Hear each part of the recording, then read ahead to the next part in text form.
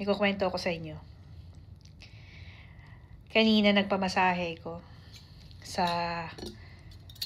ano yata yun? Thai yata. Thai na massage churva. Si ate girl, sobrang gentle. Kasi sabi ko sa kanya, ay soft lang, ayoko nung hard na massage.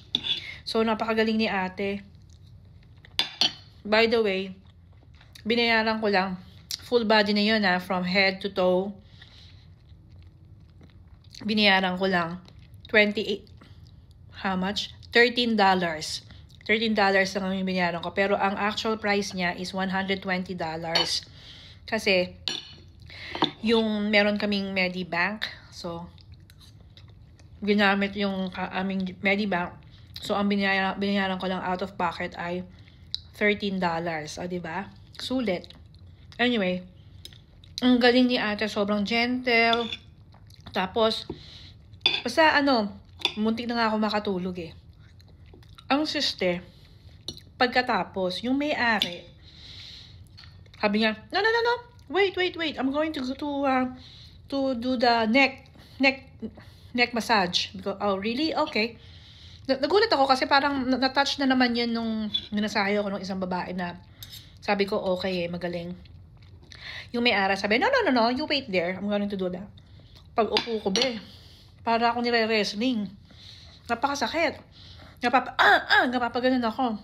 Tapos, nagulat ako, hindi ko talaga ine-expect. Ginanon ako, may tunog. Gumanon. Sabi ko, oh shit! Paganon ako, natapatingin yung ibang tao sa akin na yung lumabas na sa room nila. Sabi ko, I wasn't expecting that. Sabi ko ganon. No. Sabi niya ganon. I'm qualified. I'm professional. Look, tingnan ko daw yung wall kasi nandun yung kanyang certificate ng mga qualification and all that. Sabi niya, relax. Paano ko magre-relax? Ginanon yung leeg ko, ginanon. Akala ko namatay ako. Yung kabilang side naman. Sabi ko, Diyos ko, maawa. Pinagpasa Diyos ko na lang ang buhay ko. Anyway, ito, buhay pa naman ako. Buisit na yan. Sabi ko sa sarili ko, kasi katapat lang ng Westin eh. Sabi ko, tuwing pupunta kami dito, dadayuhin ko. Pupuntahan ko kasi nagustuhan ko yung service ng isang babae. Pero dahil sa ginawa nung may-ari, hindi na ako babalik. Hindi na. Kala kayo namatay ako eh. Well, ang ulam natin ngayon ay salmon at asparagus at patatas.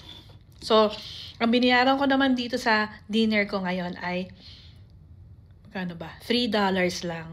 Kasi nga, nag-buffet ulit ako kaninang breakfast, so $47. So, yung natira, ito lang yung ngayong dinner. Kasi nga, yung lunch ko ay doon na sa training. Included na yan sa training, pati yung morning tea tsaka afternoon tea. So, ang dito lang kasama lang dun sa 100 na meal allowance ay breakfast at saka dinner. So, 47 nagamit ko na siya sa buffet breakfast.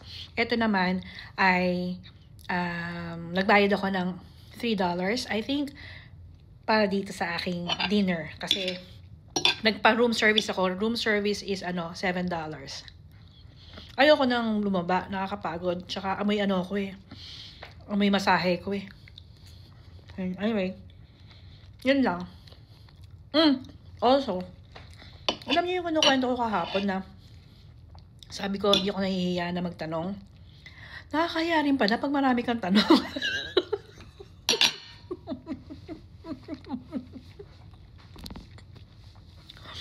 Kasi, sabi ko, aminado ko, bakit ganun, hindi na ganun ka-sharp ang aking brain.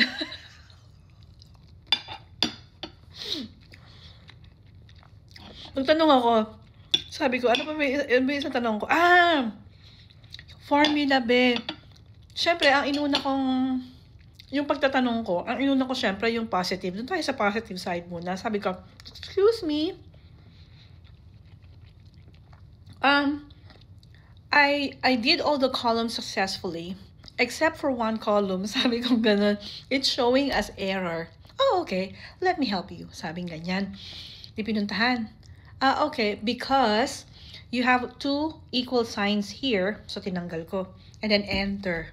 Error pa rin, be. Tinignan ulit ng instructor. I mean, ng trainer. Sabi, because it seems that you have two parentheses here and here. Take it off.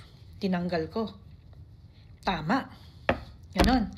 So, okay. Okay. So, may tanong na naman ako. Sabi ko, kasi lumipat siya ng ibang sheet. Doon ako nalilito pag lipat-lipat na ng sheet eh. Kasi parang, go to this one, go to this one. Eh, minsan, nakafocus ako dito. Parang ina-absorb ko pa eh. Sorry, nalaglag. Ina-absorb ko pa. Ang bilis niya, nasa kabilang sheet na siya. Kasi Power BI, ang aming training. So, hindi ko alam. Sabi ko, excuse me, doon na lang ako sa katabi ko nagtanong, tinulungan naman ako. Tapos, ganun daw. Tapos sumunod, you're on your own now. Sabing ganun. Kasi, pag una kasi, samples, mga sasample lang ka muna, and then, you're on your own, gagawin mo na yung hindi ko pa nga nagigets yung sample niya, be. Tapos, you're on your own na agad.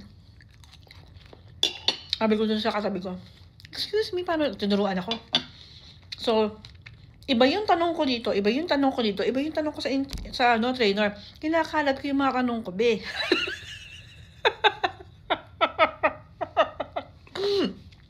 Tapos mga bandang 3:25 ganyan. Kasi 3:30 matatapos eh. Pinagpe-pray ko na, Diyos ko matapos na po sana to. Diyos ko matapos na po sana.